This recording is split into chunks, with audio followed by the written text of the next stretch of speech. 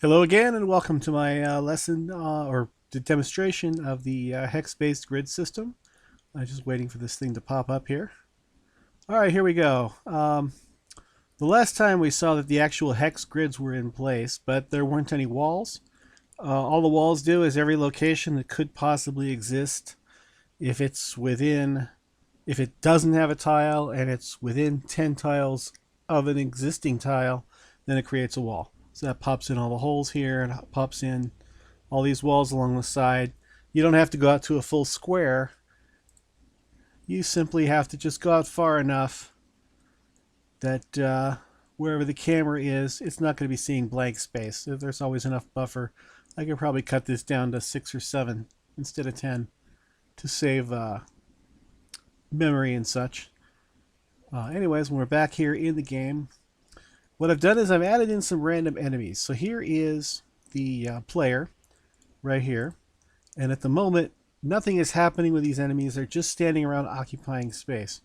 But you'll notice that on my affordance for where I can move, the enemies that are within that affordance range are red, have red tiles. Eventually that's going to mean I can attack that. So when I click on the enemy, then what will happen is the guy will move over here and he'll start attacking the enemy. And then everybody will take their turn and they'll move towards him and attack, etc. One of the interesting features what I've done is the Pathfinder actually knows about the enemy. So I should, theoretically, let me get close to this one. This is the best example. I could move in 3 tiles in any direction, even if that's 1, 2, 3, or if it's straight 1, 2, 3 to here. So I should be able to move in 3 tiles in any direction. But when I get close to an enemy, that enemy blocks. So I can't move to here because the closest path, 1, 2, 3, would put me here or here. I can't get to here. It just simply isn't possible. I've also made it so right now, when you try to click on an enemy, nothing happens because I haven't put in the fighter module or the move to getting ready to fight enemies yet. So right now the mover script, the AI looks and it calculates all the places that we could move.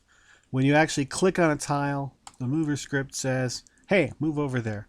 The mover script handles telling the animator, animate, etc. Keeps the thing turned towards where it's going. It detects when it's gotten where it's going. Here's another example. The enemy's here, so I can't move to this tile because he's blocking the way. So I can't get there from here. So that's sort of the gist of where we're at right now. It's putting in a bunch of random enemies just for demonstration purposes. They'll be more focused when the random maze is generated in the future. I might still have clusters of enemies. I'll have different styles of enemies. And the same algorithm that places an enemy at a location will also place things like treasure chests or random drops. And so that's where we're at so far. Next up, I'm probably going to start the actual combat, where I will move to an enemy when I click on it and start attacking the enemy. And again, it's turn-based, so it's going to be one attack, and then everybody gets their turn. Turn-based, one attack, everybody gets their turn. It's I could make it a live system. Actually, at this point right now, it wouldn't be hard to literally drop this map right into the existing RPG course, and it would have some trouble. It wouldn't be able to remember all these enemies' stats and everything because this is a procedurally generated maze. But you would be able to move at any location randomly. I'm using the updated nav mesh component system. So when we actually go to move, using it verifies the surface when the maze is created, and you could actually move at any point. Anyways, that's where I am now. I'll see you in the next video when I get it done. Thank you.